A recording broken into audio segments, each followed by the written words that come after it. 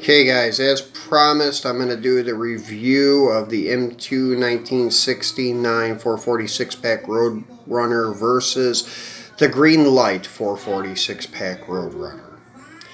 So, here they are lined up here from Chase, Green Machine, Super Chase, and some regulars. So, let's start with the Greenlight. Sorry about my finger in the shot. But I had to hold this camera and hold the car at the same time. So, here's the Greenlight regular version. It's very nice car, very nice casting. Some people complain that the bumpers are made to it. I have no problem with this. The only issues I have with the Greenlight one are the hinged hood, which is not accurate for this car. All Super Bs and Roadrunners with the 446 pack option in 1969 had lift-off glass hoods. So that's the one downfall. Second one are these very wide tires. Now this is an early release. They did fix this on the 70s. I don't know about the 69. The 70s, though, they started running a narrower tire on, which looks a little more accurate. Besides that, though, I love this casting. I think it's great. As you can see, all the details are nice. It doesn't have opening doors, which is also a great factor for me because I think opening doors sometimes take away from the body lines. Now, the M2 does have a casting without opening doors. It's the less, I can't say less desirable, but the cheaper driver's series has non-opening doors. They're where they're cast into the body, and then the hood is screwed down. It's still made where it would open, but it's screwed down for that series, the drivers.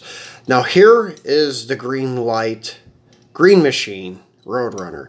The reason I'm showing you this one is because of the black paint. Their black paint is very good, very nice quality, never has any issues for the most part. I have come across some here in the Philippines where they've been stored in high humidity, high heat situations where the paint has started rashing a little bit. But it's not that common on these like it is for the M2s. Now, the M2, I will show you now. This is the one casting that is the first chase car ever, actually. This is Series 1 when it was still called muscle cars, and this is the first chase. As you can see near the door handle, if I hold it in the right light, there's some paint rash. Some paint rash near the door jamb. There's some paint rash on the roof, on the deck lid. Just little tiny spots, nothing huge, but then there's some bubbling on the hood and things like that. And unfortunately, this is a chase car, so it really hurts it. But this casting, the doors did not really take too much away from the body lines. Let me open up the door. See, the doors are opening. And once again, this is the one casting hinged hood, which is not accurate for this car. So that's why I have these other M2 castings here. The bumpers are great because they're gold plated, but on the regular one they're just chrome. So that's the one advantage of having separated bumpers. As you can see on this casting, this is very accurate, very nice car.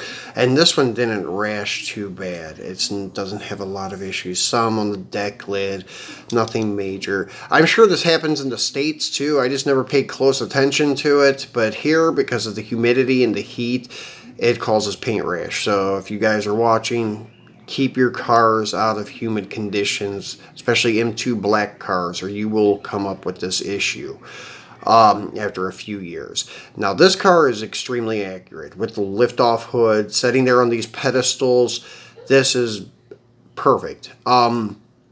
The car did have a lift-off hood from the factory like this. It has error-correct Kelsey Hayes aluminum wheels, which were recalled back then. This is a post car. I think the Greenlights are also based on post cars. I'm not sure.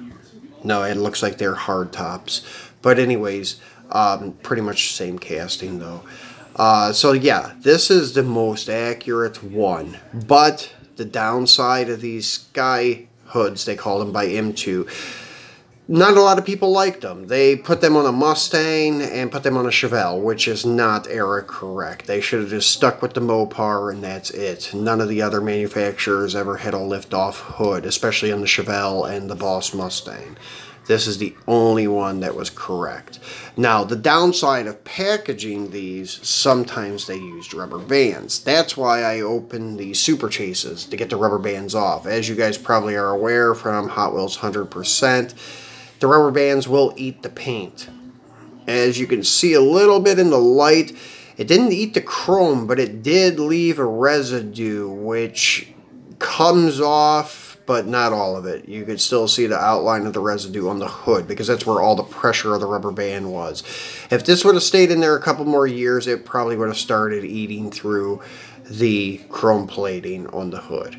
So that's why it's very, very important to get these rubber bands off of these cars. So there they are. Those are the most accurate castings on the market. The Sky Hood 69 Roadrunner by M2. And the Greenlights, as I said, I really, really like them. And it probably would be my favorite casting. I don't know why. I just think something to do with the body lines. Maybe it's because this is a hardtop variant and not a post variant or something. But I favor the Greenlight body lines. But overall, the Sky Hood M2 is the most accurate, detailed casting. So I'll do another unboxing of that new model Daytona later today and post it too.